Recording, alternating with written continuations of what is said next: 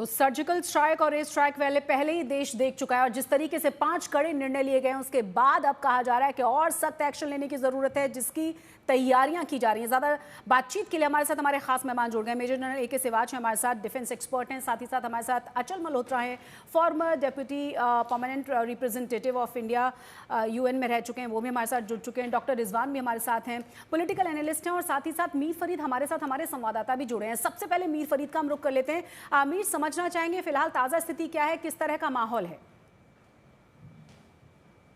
जी, जैसे हम सुबह से कह रहे हैं कि पहलगाम में जो माहौल है इस वक्त सन्नाटा है और उसके साथ साथ काफी दुख भी है। लोग काफी हताहत हैं, परेशान हैं, क्योंकि वो जानते हैं कि मैंने कई लोगों से बात की, वो ये बात कह रहे हैं कि हाँ जरूर हमारे जो व्यवसाय है, हमारे पेट पे लात है, लेकिन कश्मीरियत इंसानियत के लिए भी ये बहुत बड़ी जो है एक आघात है। और वो शर्मिंदा है कि वो अपने मेहमानों को जो है बचा नहीं सके। तो इस तरीका सेंटिमेंट है अगर आप पहलगाम के लोगों की बात करें।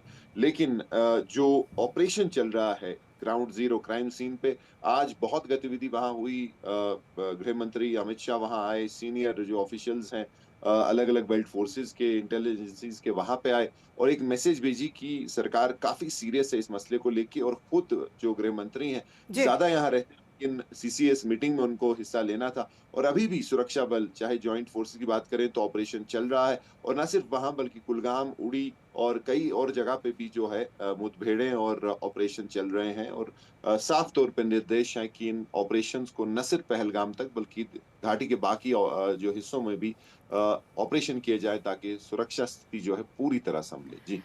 मीर, बने रहे आप हमारे साथ। हमारे तीनों ही खास मेहमान जुड़े हुए हैं। मेजर जनरल ए के सिवाच, मैं सबसे पहले आपका रुख करूंगी। जिस तरीके से पाकिस्तान की तरफ से महत्वपूर्ण मीटिंग बुलाई गई है और एक्स पर उनके तरफ से लिखा भी गया है कि बहुत ही जल्द भारत ने जो डिसीजंस लिए हैं, भारत ने जिस तरह के कड़े बयान दिए हैं, उन पर पाकिस्तान प्रतिक्रिया देगा। क्या माना जाए जो 5 बड़े फैसले सरकार ने लिए हैं उसका बहुत बड़ा असर पाकिस्तान पर देखने को मिलेगा?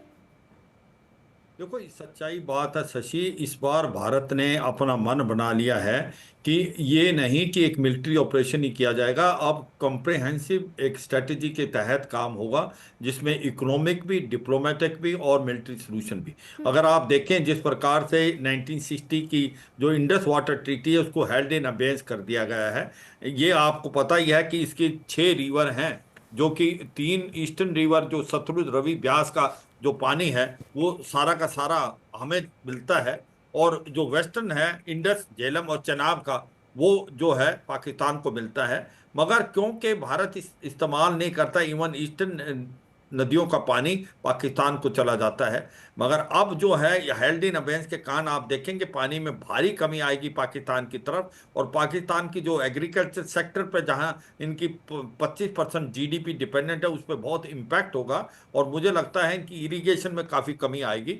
ये केस टेकअप कर सकते हैं, मगर सच्चाई ये है 1960 का जो इंडस वाटर एग्रीमेंट है ये जॉइंट है, तो इसमें वैसे भी ये रिव्यू होना था। एक बहुत बड़ा प्रेशर टैक्टिस है और पाकिस्तान को ये समझना चाहिए, अगर वो आतंकवाद का साथ नहीं छोड़ेगा तो फिर ये अबेंस ही रहेगी। क्योंकि इसके अंदर ये दे दिया है कि अगर पाकिस्तान अपना तरीका बदल देता है और क्रॉस बॉर्डर टेररिज्म बंद कर देता है तो इसको रिवाइव किया जा सकता है। जो दूसरी बातें हैं, अटारी का एक प्रकार से चेक पोस्ट को बंद करना, जो छोटा मोटा ट्रेड होता था भारत और पाकिस्तान के बीच में वो भी बंद हो जाएगा। और जो भी लोग वहां से गए हैं वो वापस जल्दी से जल्दी आए। इनका वीजा अभी जो सार्क के तहत पे दिया जाता था उसको भी बंद कर दिया। कहने का मतलब आपका जो डिप्लोमेट से वो भी रिड्यूस करके 55 से 30 पे कर दिया। और आपके जो मिलिट्री अटैची थे, चाहे वो आर्मी, एयरफोर्स, नेवी, उनको भी बंद कर दिया। एक साफ सुथरा मैसेज भेजा पाकिस्तान को कि it is not as usual. अब भारत जो है वो पूरे के पूरे ऐसे तरीके लेगा कि पाकिस्तान को एक्सपोज करेगा, डिप्लोमेटिकली, इकोनॉमिकली इसको एक प्रकार से जकड़ेगा।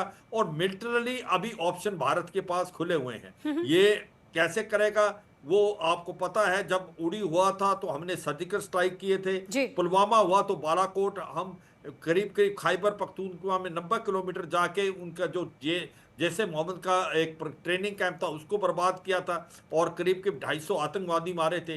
अब भारत की जो फौज है वो गवर्नमेंट जैसा डिसीजन लेगी वैसा एक्शन होगा। पर मैं ये बताना चाहता हूँ अपने देशवासियों को, बहुत ही सख्त इस बार एक्शन होने वाला है।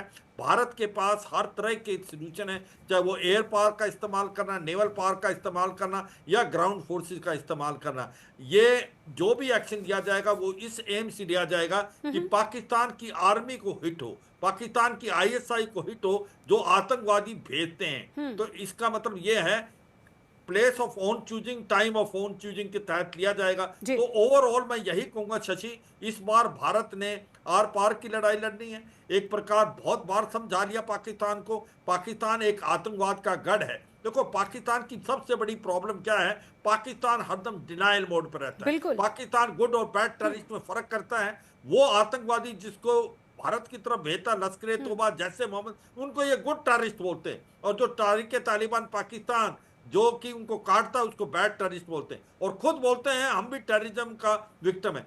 तो पहले ये बताएं ये टेररिज्म पैदा किसने किया? ये टीटीपी भी तो आपने पैदा किया। देखो हिलेरी क्लिंटन जब 2013 में आई थी as a secretary of state Pakistan में, तो उसने बताया था कि अगर आप अपने घर में सांप पालेंगे और आप सोचते हैं कि आपके पड़ोसी को डसेगा, एक दिन आपको भी डसेगा। तो ये जो आतंकवाद टीटीपी वही है कि आज उनको डस रहा है, मगर उन्होंने पैदा खुद ही किया था। तो सच्चाई है पाकिस्तान की प्रॉब्लम है कि पाकिस्तान खुद ही अपने घर में किस तरीके से, कितने बुरी तरीके से घिरा हुआ है। और ऐसा नहीं है कि आतंकवादी हमले वहां पर नहीं हो रहे हैं, लेकिन जिस तरीके का नरसंहार भारत ने देखा है, और भारत अब वो वाला भारत नहीं रहा है। हमारे साथ हमारे बाकी के भी मेहमान हैं जिनसे हम बात करेंगे। जिस तरीके से विश्व लेवल पर अगर हम देखा जाए, एक बड़े प्लेटफॉर्म पर भारत का समर्थन तमाम देशों के राष्ट्राध्यक्षों की तरफ से किया गया है, उसका कितना असर पड़ेगा अब आगे लेने वाले डिसीजंस पर। उससे पहले जरा सुनिए कि एमई की तरफ से जो प्रेस कॉन्फ्रेंस की गई है उसमें क्या कहा गया है। Recognizing the seriousness of this terrorist attack, the CCS decided upon the following measures. 1. The Indus Waters Treaty of 1960 will be held in abeyance with immediate effect until Pakistan credibly and irrevocably abjures its support for cross-border terrorism. 2. The integrated checkpost Atari will be closed with immediate effect. Those who have crossed over with valid endorsements may return through that route before 1 May 2025. 5 support staff of the service advisors will also be withdrawn from both High Commissions.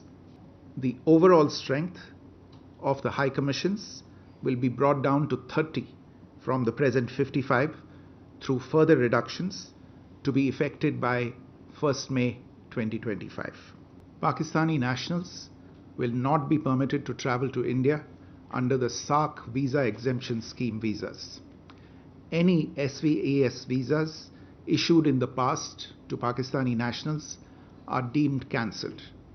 Any Pakistani national currently in India under SVAS visa has 48 hours to leave India. तो ये 5 बड़े decisions Bharat की तरफ से लिए गए हैं और उसकी बौखलाहट साफ साफ पाकिस्तान में नजर आ रही है। कहा जा रहा है कि वहां पर भी महत्वपूर्ण मीटिंग बुला ली गई है पीएमओ की तरफ से, उस पर भी हम बात करेंगे। लेकिन यहाँ पे बहुत महत्वपूर्ण सवाल ये हो जाता है, मैं आपसे जवाब चाहूंगी अचल मल्होत्रा जी, क्योंकि भारत को आप रिप्रेजेंट कर चुके हैं यूएन में। जिस तरीके से इंटरनेशनल प्लेटफॉर्म पर तमाम बड़े देशों के राष्ट्राध्यक्षों की तरफ से कुछ ही मिनट्स के भीतर भारत का सपोर्ट किया गया, आतंकवाद के खिलाफ एकजुट होकर लड़ने की बात कही गई, कहीं ना कहीं वैसे भी भारत बहुत करेज दिखाता रहा है। एयर स्ट्राइक और जिस तरह से हमने तमाम चीज़ों को देखा है, भारत की तरफ से डिसीजंस को देखा है, इसके बाद क्या ये तमाम सहयोग जो मिल रहे हैं इंटरनेशनल फोरम्स पर, वो और ज़्यादा भारत के डिसीजंस को कड़ा बनाएंगे?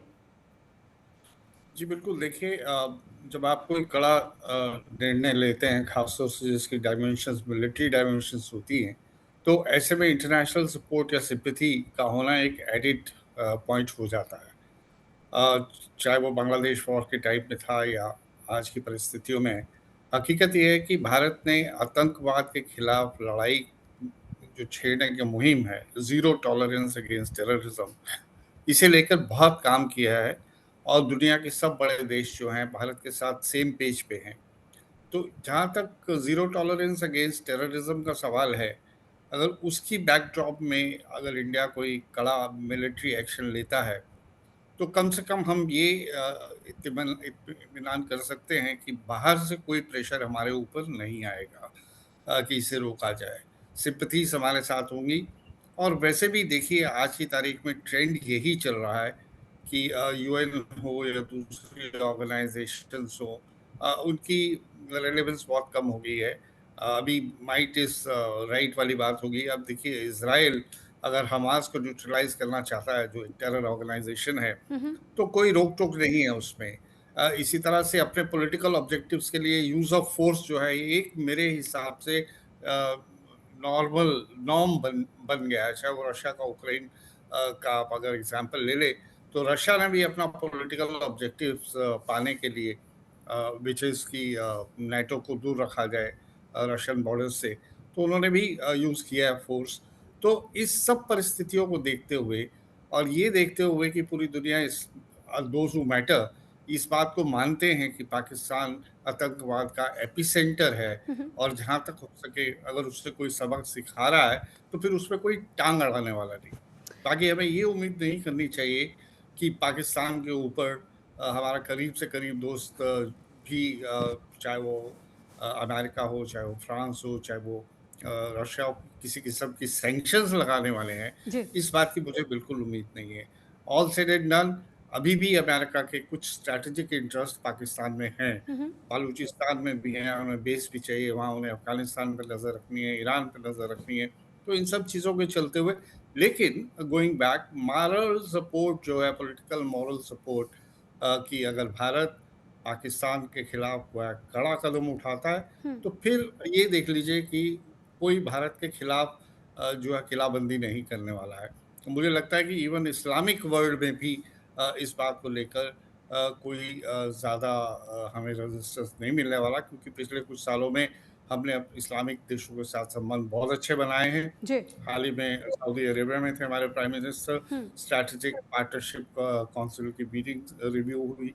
तो कहने का मतलब यह है कि आज की तारीख में सब इस बात को समझते हैं कि इस सब के पीछे क्या है, और एक सबर का बांध अगर भारत का टूट गया है, तो उसको फिर रोकने के लिए बाहर से कहीं से भी इंटरफेरेंस नहीं होने वाली। मैं चाइना भी कह सकता हूँ कि चाइना भी खुल के सामने नहीं आया।